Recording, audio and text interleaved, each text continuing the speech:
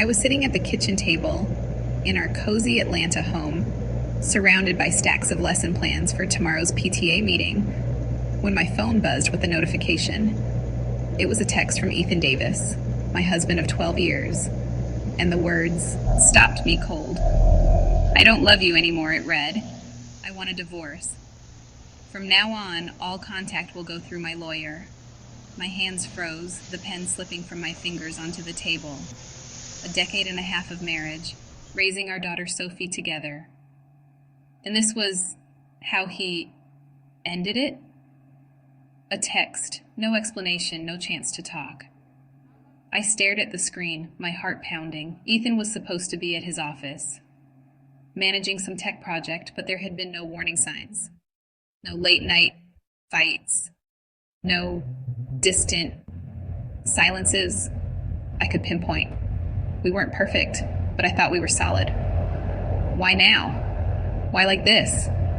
I tried calling him, my thumb trembling as I pressed his name, but it went straight to voicemail. I texted back, asking what was going on, but no reply came. Confusion turned to panic, then a slow burn of anger. 10 years, and he couldn't even face me. I took a deep breath, trying to steady myself. Maybe he was having a breakdown. Maybe this was a mistake. But the cold precision of his words felt planned, deliberate. The mention of a lawyer suggested he'd already set things in motion. My gut told me there was more to this. I scrolled through my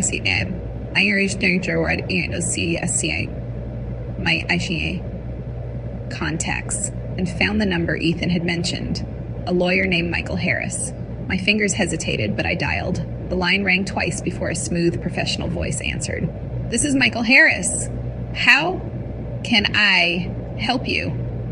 I cleared my throat, forcing my voice to stay calm. "Michael, it's Jennifer Brooks.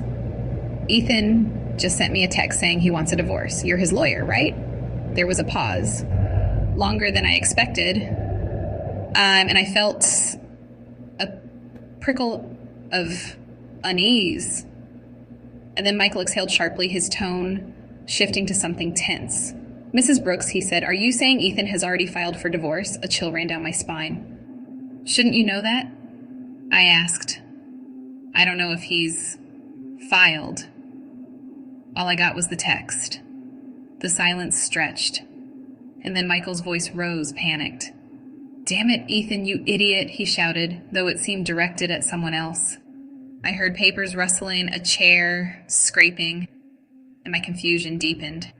When he spoke again, his voice was rushed. "Listen to me carefully, Jennifer. Have you signed anything? Any documents?" I shook my head, though he couldn't see.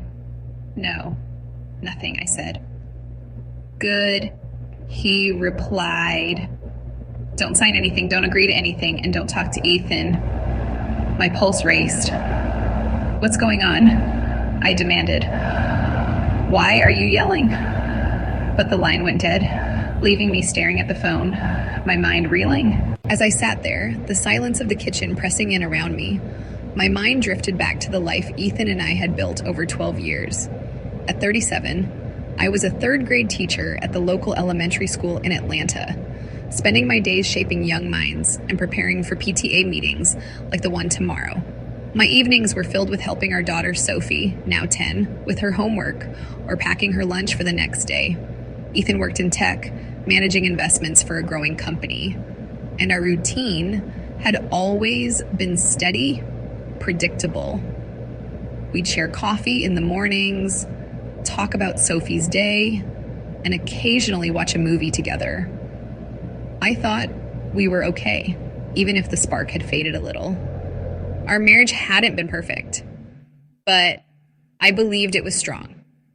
We met in college, both driven and ambitious, and built a life together step by step.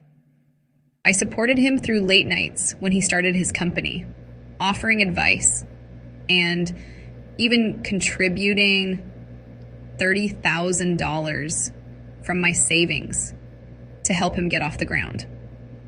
He'd always been private about money, saying it was easier for him to handle the finances since I was busy with teaching.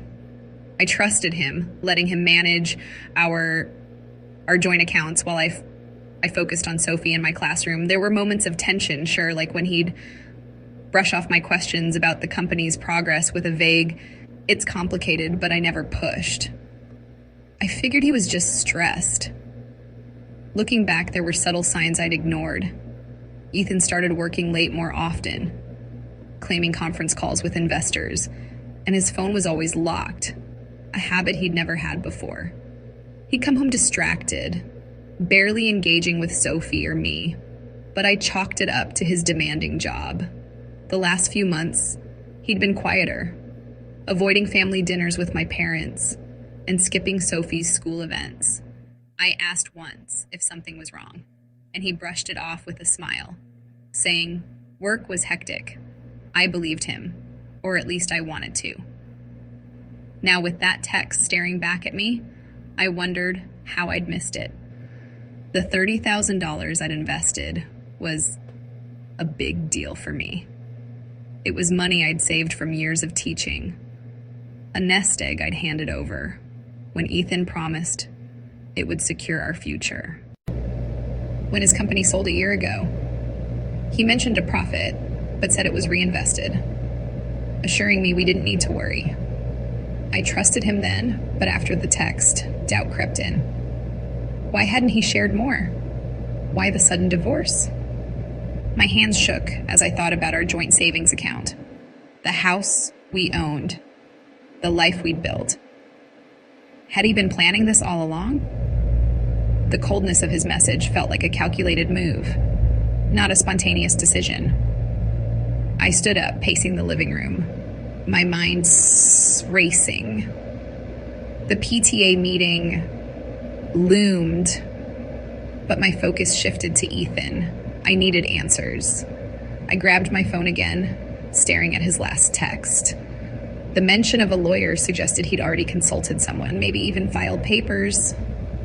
My gut told me there was more, something he didn't want me to know. I thought about calling him, demanding an explanation, but Michael's warning echoed in my head. Don't talk to Ethan. Instead, I needed to dig deeper. I remembered Amy Carter, a colleague at school who handled the district's finances, and knew Ethan from a work event. She might have insight. With trembling fingers, I dialed her number, hoping she could shed light on what my husband was hiding. The call connected, and Amy's voice came through, warm but surprised. Jennifer? Hey, what's up? I took a deep breath, steadying myself. Amy, I need your help. Ethan just texted me he wants a divorce and told me to contact his lawyer. Her silence lasted a beat too long. Oh, Jennifer, she said softly. That's awful. Do you know why? I shook my head, even though she couldn't see. No, and that's what scares me. He's been secretive about money lately. Can you tell me anything about his work? Another pause, then Amy sighed. I've seen some odd things, she admitted. He's been moving money around, and last month I heard him mention a big sale. My heart sank. A sale? I asked. She hesitated. Yeah, his company sold for millions, but he never mentioned it to you, did he? I felt a cold wave wash over me. No, he didn't. Thanks, Amy. I'll call you back. I hung up, my mind spinning. Millions? If Ethan had sold his company and kept it from me, there was a lot more at stake than I'd realized. The kitchen felt smaller as I hung up the phone, Amy's words echoing in my mind. Ethan's company had sold for millions, and he'd never told me. I stood frozen, my lesson plans for the PTA meeting scattered across the table, forgotten. My heart raced as I replayed the last few months, searching for clues I'd missed. Ethan had been distant, always on his phone, but I'd chalked it up to work stress. Now I realized it was more than that. The coldness of his divorce text, the mention of a lawyer, and Amy's revelation pointed to something deliberate. He was hiding something big, and I needed to find out what before it was too late. I glanced at the clock. It was 7 p.m., and Ethan wasn't home, likely at his office or somewhere avoiding me. Sophie was at a sleepover, giving me the house to myself. I needed to act fast. I walked down the hall to Ethan's home office, a space he'd always kept organized and off limits, claiming it was for work privacy. I'd respected that boundary, but not tonight. As I pushed open the door, my phone buzzed with an incoming call. It was Ethan. I hesitated, my thumb hovering over the screen. Michael's warning rang in my ears. Don't talk to Ethan. I let it go to voicemail, my resolve hardening.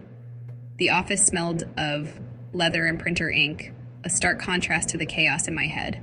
I sat at his desk, my eyes scanning the neatly arranged files and locked drawers. I knew he kept spare key in the top drawer, a habit from when we first moved in. I pulled it open, rummaging through pens and sticky notes until my fingers brushed against cold metal. I unlocked the bottom drawer, revealing a stack of folders. My hands trembled as I flipped through them, looking for anything about the company sale Amy mentioned. Bills, tax forms, nothing unusual, until I found a folder labeled Personal Investments. Inside were bank statements I'd never seen, tied to an account I didn't recognize. My breath caught as I read the balance. $5 million, all under Ethan's name. I flipped through the pages, my pulse pounding. The transactions showed transfers starting a year ago, right after he'd mentioned the company sale, but claimed the profits were reinvested. He'd lied. He'd moved the money into this account, hiding it from me, knowing we were legally entitled to share everything as a married couple. My mind flashed back to the $30,000 I'd invested, money I'd trusted him to manage. Now I saw the truth. He'd planned to cut me out completely. Just then, I heard Ethan's voice from the living room. He must have come home early. I froze, clutching the statements as his footsteps approached. I'm on my way to the meeting, he said into his phone, his tone casual, as if he hadn't just shattered our marriage. We need to keep the account safe until the divorce is finalized. She won't know. My blood ran cold. He was talking about me, about the money, about his plan. He stepped into the office, his eyes widening as he saw me with the papers. Jennifer, he said, his voice sharp. What are you doing? I stood, holding the statements up, my voice steady despite the storm inside me. Care to explain this? I asked, pointing to the $5 million balance. Ethan's face paled, his phone slipping from his hand. That's not what you think, he stammered, but I cut him off. Don't lie to me, Ethan. You sold the company for millions and hid it, thinking I wouldn't find out. His jaw tightened, but he didn't deny it. I need to talk to Amy again, I thought, and maybe Michael Harris. I slipped the statements into my bag, brushing past him. We're done here, I said, heading for the door. I drove to a nearby coffee shop, my mind racing. I called Amy again, my voice urgent. Amy, I found the account, I said. It's $5 million, all in his name. She sucked in a breath. Jennifer, that's fraud. He can't do that during a marriage. You're entitled to half. I nodded, though she couldn't see. I know, and I think his lawyer knows too. I need to call Michael Harris back. Amy hesitated. Be careful, Jennifer. Ethan's not going to let this go easily.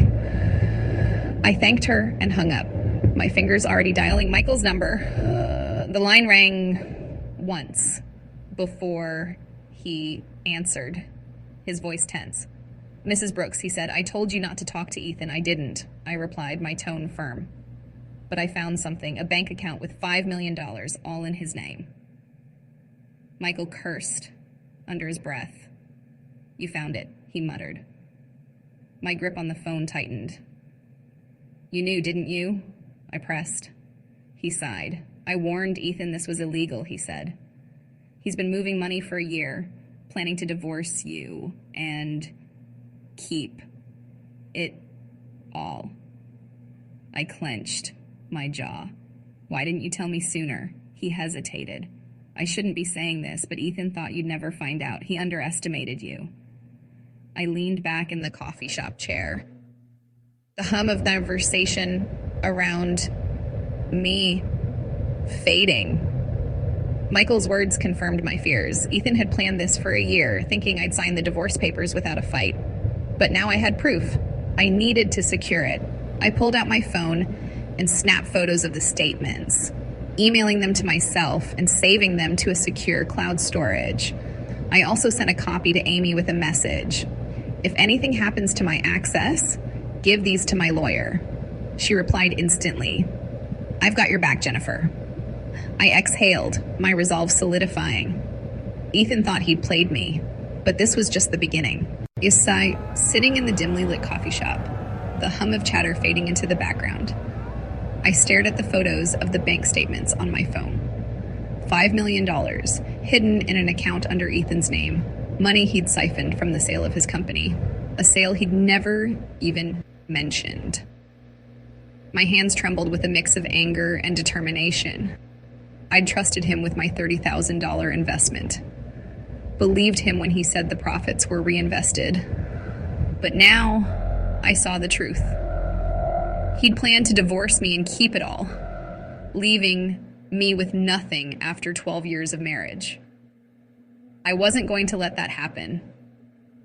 I dialed Michael Harris again, my heart pounding as the line rang. He picked up on the second ring, his voice tight with tension. Jennifer, he said, what now? I took a deep breath, keeping my tone steady. I found the account, Michael. $5 million, all in Ethan's name. Transfer started a year ago, right after the company's sale. He exhaled sharply, a curse slipping under his breath. You've got the evidence, he muttered almost to himself. I pressed on. You knew about this, didn't you? Why didn't you tell me everything when I first called? There was a long pause, the sound of papers shuffling on his end. I warned Ethan this was illegal, he finally said, his voice low. He's been moving money offshore, setting up barriers to keep you from touching a cent. I told him, if you found out, it'd blow up in his face. But he thought you'd never dig this deep. He thought you'd just sign the papers and walk away. My jaw clenched, rage boiling inside me. So you were in on it? I asked, my voice icy. Michael sighed. I'm his lawyer, Jennifer. I had to follow his instructions, but I never agreed with this. He underestimated you, and now he's screwed. I leaned back in my chair, processing his words. Why are you telling me this now? I asked. Another pause, then a dry chuckle. Because I'm not going down with him, he said. If you take this to court with that evidence, the judge will see right through his lies. You'll get half, maybe more. And Ethan could face fraud charges. Fraud, I repeated, letting the word sink in. Michael continued, his tone urgent. He planned to drag this out, make you settle for a small amount, claiming the money was his alone. But those statements, the transfers during your marriage, they prove it's joint property.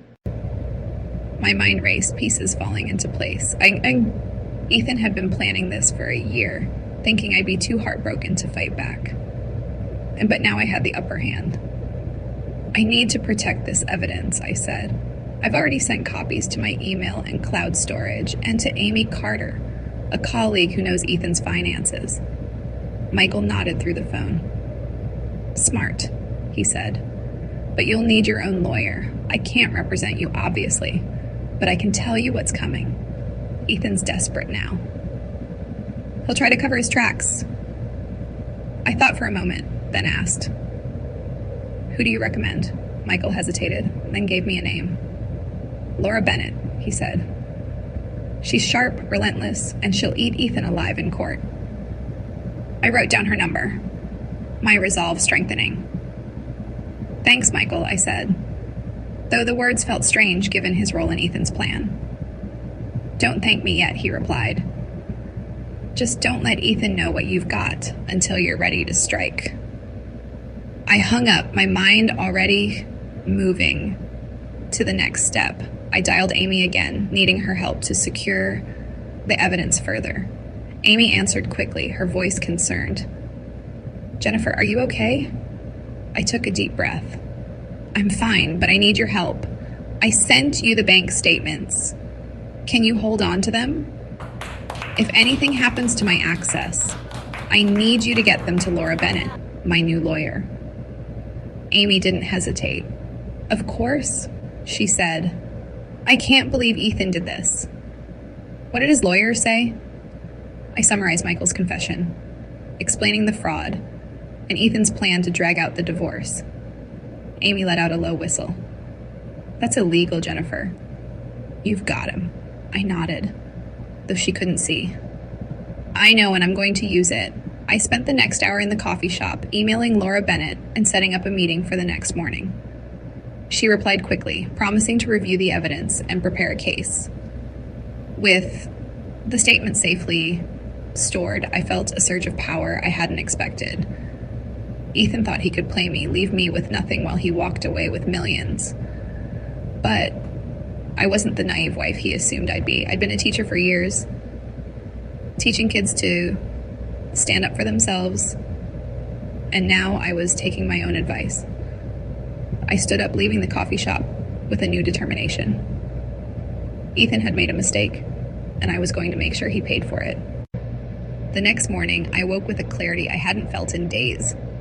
The coffee shop encounter with Michael Harris and Amy's support had fueled a fire inside me. I dressed carefully, choosing a sharp blazer and skirt, more for my own confidence than any meeting. Laura Bennett had texted me an address for her office, and I planned to go after dropping Sophie at school. But first, I needed to face Ethan. The bank statements with $5 million burned in my mind, a betrayal I couldn't ignore.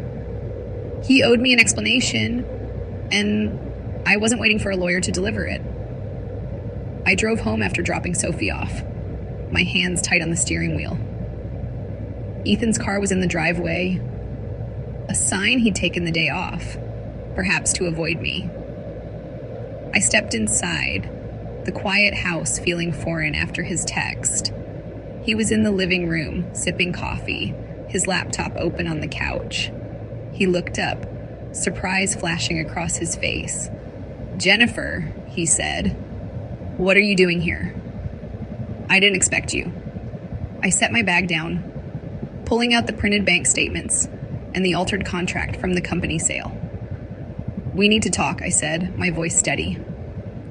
Ethan's eyes narrowed as I laid the papers on the coffee table. Where did you get those? He demanded, his tone shifting to anger. I crossed my arms, meeting his gaze. I found them in your office, I said. $5 million, Ethan. Money from the company sale you never told me about. You moved it into a secret account, thinking I wouldn't notice. His face paled, but he tried to recover. That's not what it looks like, he stammered. It's for our future, for Sophie. I laughed, a sharp, bitter sound. Our future? You sent me a divorce text and cut me off. Don't lie to me. He stood, his hands clenching into fists. You don't understand the pressure I was under, he said. The company sale was complicated, and I needed to protect the money. Protect it from me? I asked, stepping closer. We're married, Ethan. That money is half mine. He shook his head, his voice rising. No, it's mine. I earned it. I worked for it. I leaned in, lowering my voice. And I invested $30,000 of my savings to help you start it. Those transfers happened during our marriage. You can't hide that. His jaw tightened, and I saw the panic in his eyes. I pulled out my phone, showing him the photos I'd sent to Amy and Laura. I've got evidence, I said. Your lawyer knows, and he told me everything. Ethan froze, his face draining of color. Michael wouldn't, he whispered. Oh, but he did, I replied, a cold smile tugging at my lips. He said you've been planning this for a year, moving money offshore, thinking I'd sign the papers and walk away. He called it fraud. Ethan's hands shook as he sank back onto the couch. "You can't prove that," he muttered, but his voice lacked conviction. I straightened, my resolve unyielding. "I can, and I will," I said. "I've hired Laura Bennett. She's already building a case. You'll give me my half, or I'll take you to court and let the judge decide with these documents." Ethan's eyes widened, desperation creeping in. "Jennifer, please," he said, "let's work this out. I don't want to fight." I shook my head. "You should have thought of that before you betrayed me. I'm filing for divorce, and I'm taking what's mine." He reached for my arm, but I pulled away. "Don't," I warned. "This is over." I turned to leave, the weight of the moment pressing on me, but Ethan's voice stopped me. "You'll regret this," he called after me, his tone dark. I paused at the door, glancing back. "No, Ethan," I said. "You'll regret underestimating me."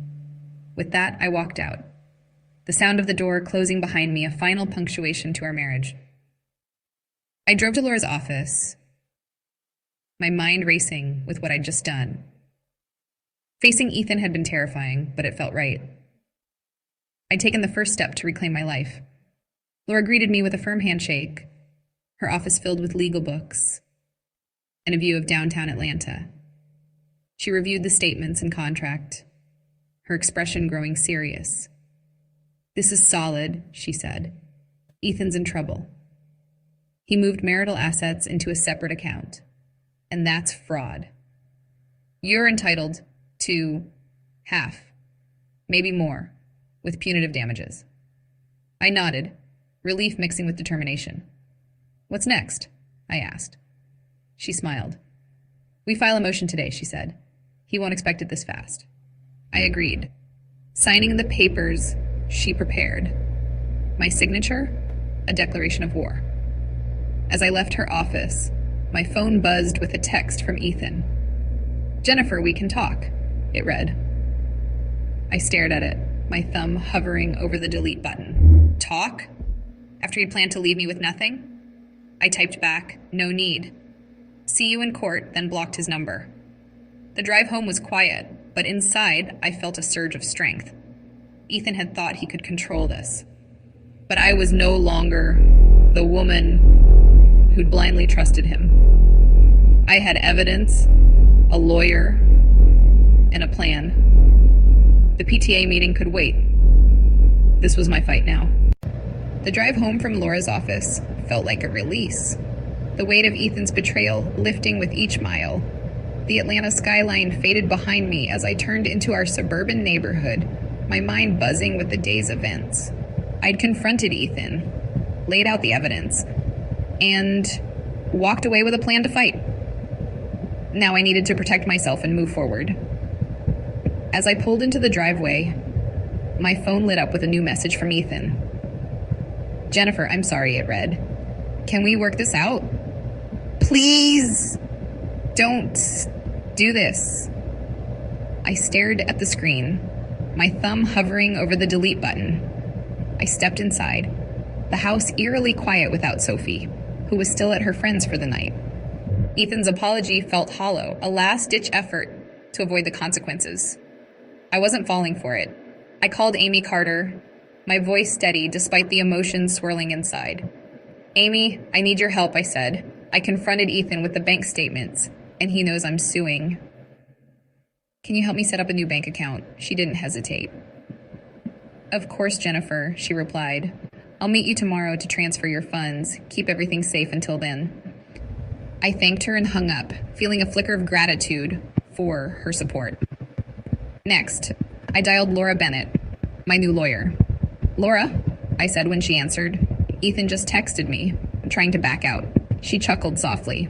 "Typical," she said. "Ignore him. We filed the motion, and he's on the defensive now." "What do I do next?" I asked. She paused, then spoke firmly. "Don't respond to him. Focus on gathering any other documents you can find, like joint tax returns or investment records. I'll have a draft settlement Ready by tomorrow. I nodded, even though she couldn't see. I'll get on it. I spent the next hour in Ethan's office, pulling out old tax files and emails he'd left behind. I found records of our joint investments, including the $30,000 I'd contributed, and photographed everything, sending copies to my cloud storage and Amy. My phone buzzed again, another message from Ethan. Jennifer, let's talk for Sophie's sake. I clenched my jaw, deleting it without replying. This wasn't about Sophie, it was about his greed. I wasn't going to let him manipulate me with our daughter. Later that evening, as I sat on the couch with a cup of tea, the front door opened. Ethan walked in, his face weary. Jennifer, he said, we need to stop this. I looked up, my expression cold. Stop what? I asked. You ending our marriage with a text? Hiding millions from me? He rubbed his temples, stepping closer. I made a mistake, he said. I can fix it. I stood, my voice firm. No, Ethan, you had years to fix it and you chose to lie. I'm done. He reached for my hand, but I pulled away. Leave, I said, now. He hesitated, then turned and walked out, the door slamming behind him. I sank back onto the couch, relief washing over me. I texted Laura an update. He tried to talk me out of it, but I stood my ground. She replied, good for you. We'll have him served tomorrow. I smiled, feeling a sense of control return. The next day, Amy met me at the bank, helping me open a new account and transfer my personal savings. She squeezed my shoulder as we finished. You're stronger than...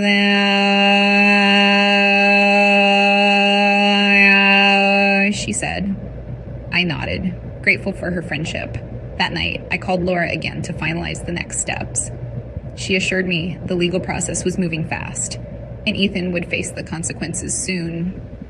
I lay in bed, the house silent except for the hum of the air conditioner, and thought about what lay ahead. Ethan had underestimated me, but I was no longer the woman who'd blindly trust. I had evidence, a lawyer, and a plan. This breakaway was just the beginning of reclaiming my life. 2 months later, I stood on the porch of my new home, a quaint 2-bedroom cottage in a quiet Atlanta suburb, watching Sophie chase fireflies in the yard.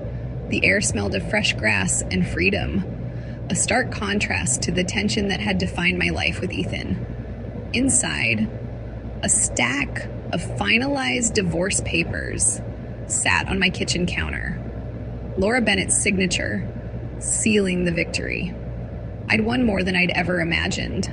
Not just the money, but my dignity, my future, and a life where I answered to no one but myself. The legal battle had been swift and brutal. Laura moved faster than Ethan expected, filing for divorce and fraud within days of our first meeting. In court, she presented the bank statements, the altered contract, and Ethan's offshore transfers, proving he'd hidden $5 million of marital assets. Ethan's new lawyer tried to argue the money was his alone, earned before our marriage.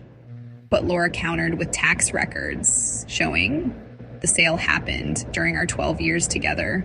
The judge, a stern woman with no patience for deceit, ruled in my favor.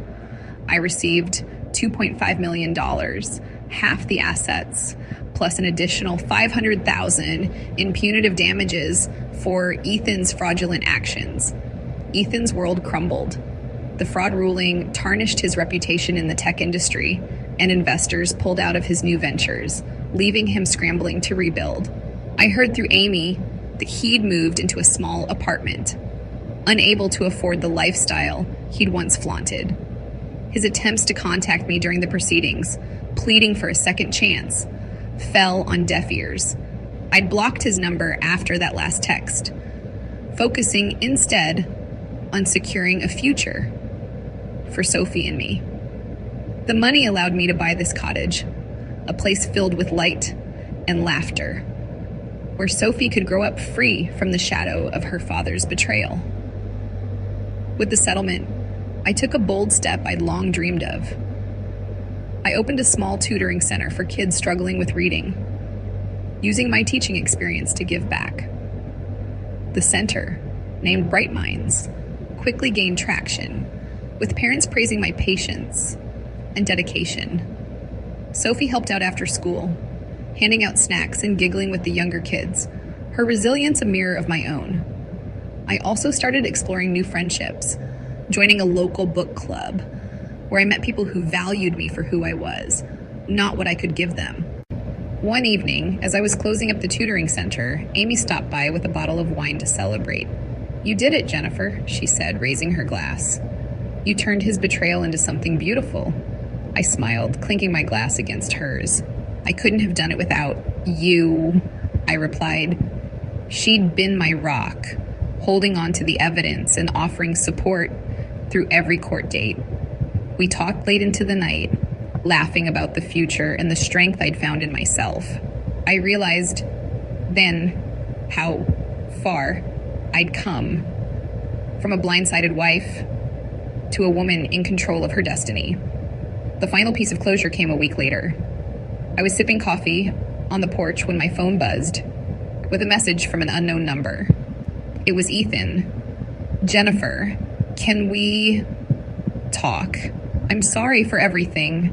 I stared at the screen, the words stirring a flicker of old pain, but nothing more. Where was this apology when he'd planned to leave me with nothing, when he'd hidden millions and ended our marriage with a text?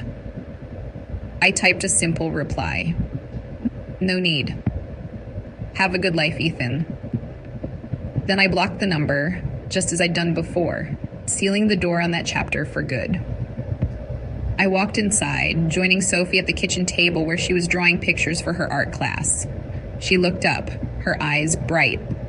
"Mom, can we get a dog now?" she asked. I laughed, the sound light and free. "Maybe," I said, ruffling her hair. "Let's see." For the first time in years, I felt at peace, no longer walking on eggshells or doubting myself. The $5 million secret had been Ethan's weapon, but it became my liberation. I'd turned his betrayal into a fresh start, a life where Sophie and I could thrive. Sometimes betrayal is the push you need to reclaim your life and stand tall on your own, I thought, watching Sophie sketch a puppy with a wagging tail.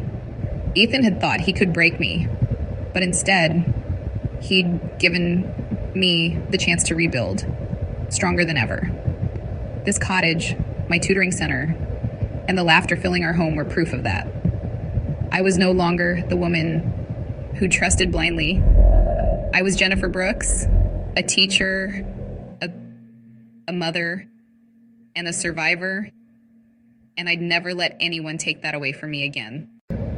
Looking back, I never imagined a single text would unravel my marriage and lead me to reclaim my life. Ethan's betrayal pushed me to fight for what was mine, turning his deceit into my strength. Now I'm living a life I love, free from his lies. Have you faced a betrayal that changed your life? Share your story below to inspire others. If this journey of justice and resilience resonated with you, hit subscribe and join me for more stories of standing tall against all odds. Let's keep empowering each other.